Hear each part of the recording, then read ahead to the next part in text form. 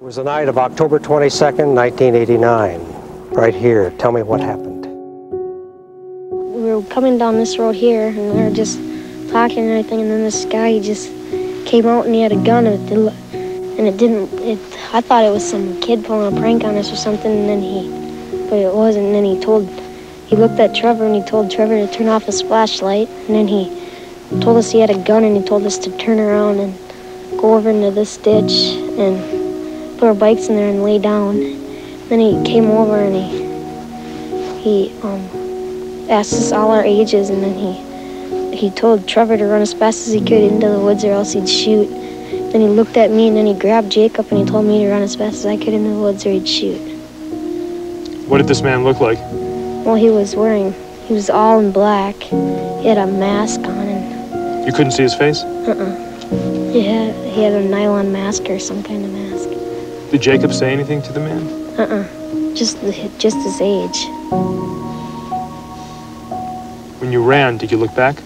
Yeah, once we got way down there. What did you see? Nothing. No, he wasn't there anymore. About halfway back, a guy came out of the ditch, and then he said that he had a gun, and then we saw it, and he told us to lay in the ditch. It was dark, but they saw the gun, and the man told them he'd shoot.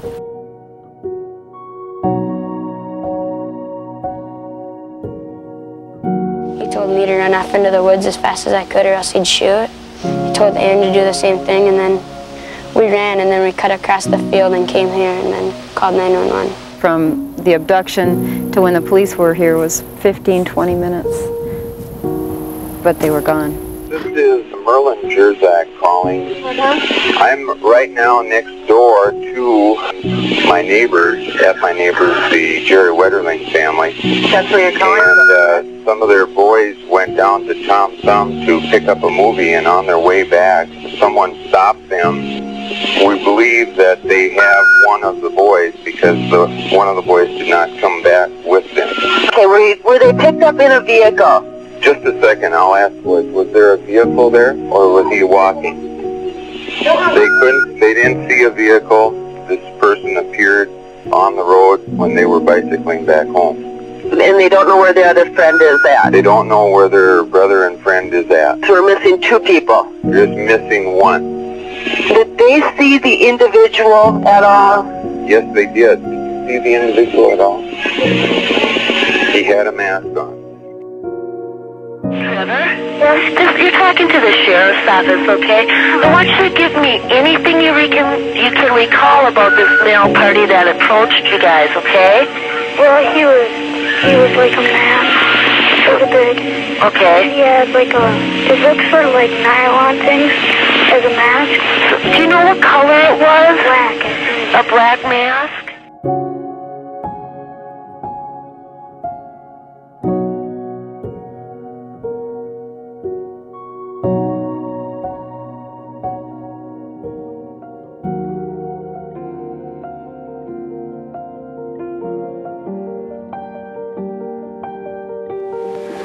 Today, October 12th, I am 5 feet tall.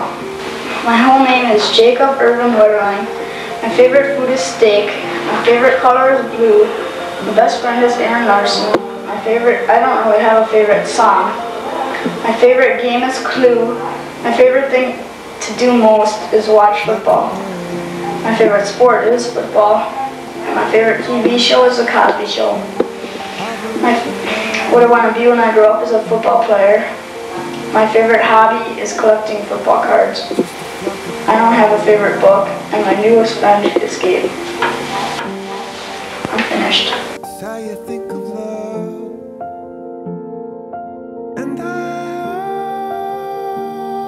It is a crime that will forever change this community. Look up to the sky. This shouldn't happen anywhere.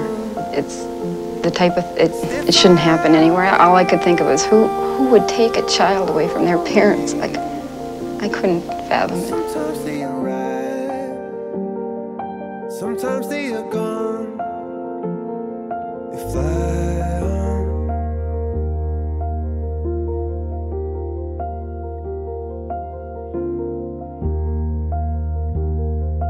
Flock like a bird. There's no explanation.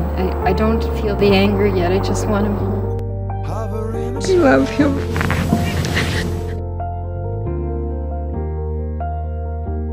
In the smoke I'm turned. Where are you, Jacob? Danny Heinrich is no longer a person of interest. He is the confessed murderer of Jacob Wetterling. In a matter-of-fact tone, explain how he abducted Jacob, handcuffed him, drove him to Painesville, molested him, and then shot him when he thought law enforcement was approaching. I don't even know how to describe what it felt like hearing his words. When he came into the courtroom, all I could look at him and say is, how could you? We've taught him that people are good. We've worked for peace all our lives, and this is a real violent act. I don't understand it. Hey, Jacob. Happy birthday. He's bright. He's got a real clever sense of humor and quick mind. He's very, he plays goalie. He's cool under pressure. All these things give me hope that if there's an opportunity, this boy will be home. Is he a survivor? He's a survivor. So when he had the broken arm, he just knew his arm wouldn't hurt if he had a puppy. We found out from his classmates after he was taken that he had this keen sense of fairness. He would stick up for kids and he would complain when things weren't fair, and I find that just very ironic.